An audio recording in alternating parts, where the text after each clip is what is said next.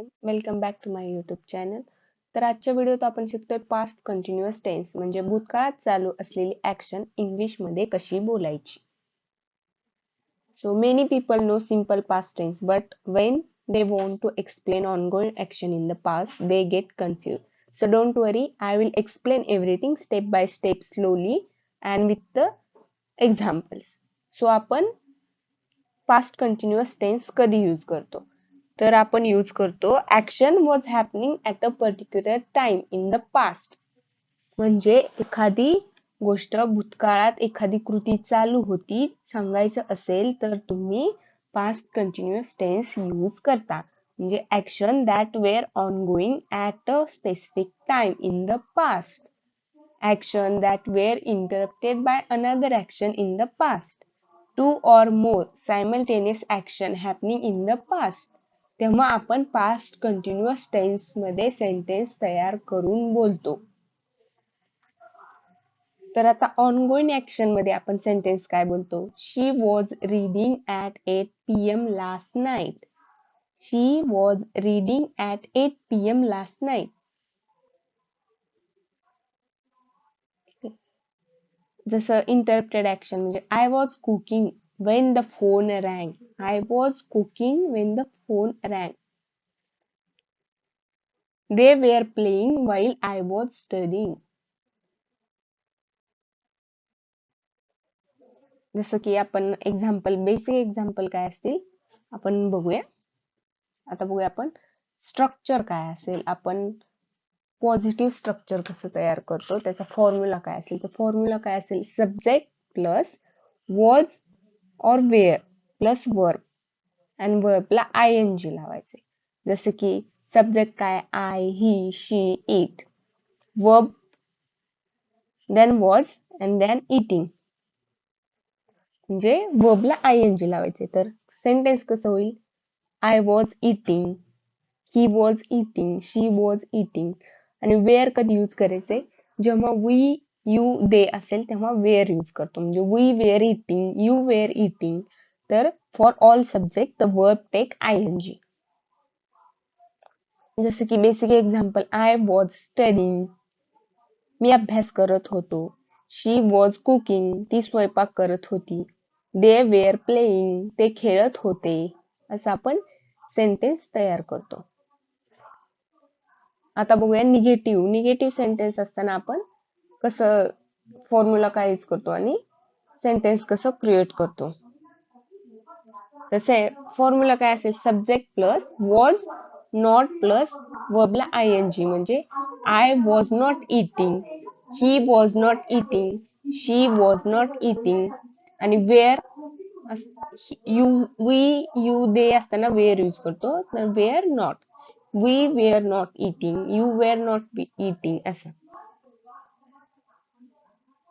आता बघूया question form असेल तर आपण कसं होतं. क्वेश्चन असेल तर आपण स्टार्टिंगला वॉज यूज करतो और वेअर यूज करतो. म्हणजे सेंटेन्स कसं होईल? Was he eating, was he eating question विचारतोय. और were we eating, were you eating असं आपण क्वेश्चन फॉर्म असेल तर सेंटेन्स क्रिएट करतो.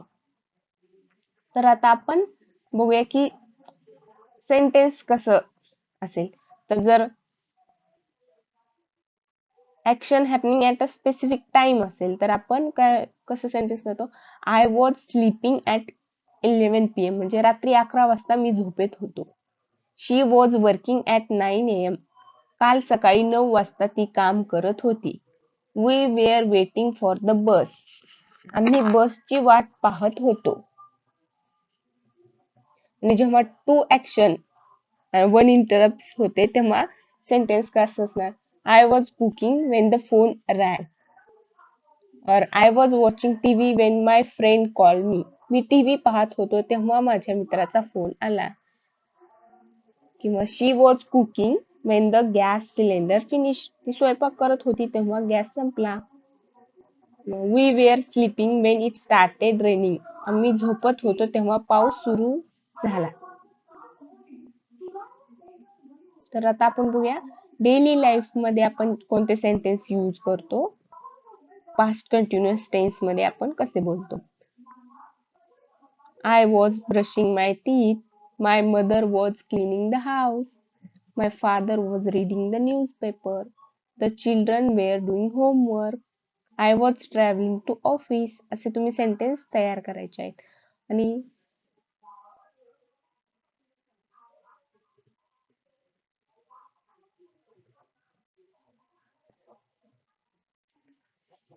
आता बघूया आपण आयएनजी कधी यूज करतो म्हणजे most verb simply add ING to the base form of the verb जसं की do doing play playing study studying त्यानंतर if there is a e म्हणजे for verb ending in e then we have to drop e and add ing so make making take taking write writing असे तुम्ही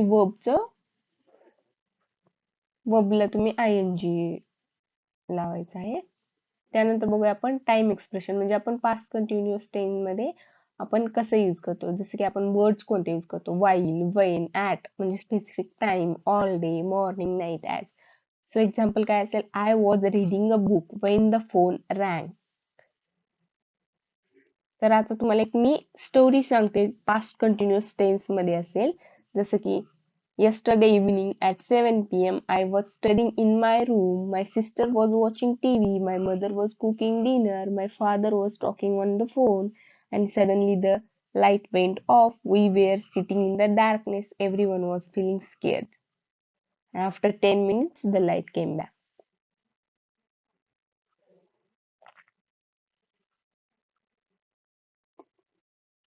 तर तुम्हाला अशा daily life मध्ये use केले जाणारे सेंटेन्स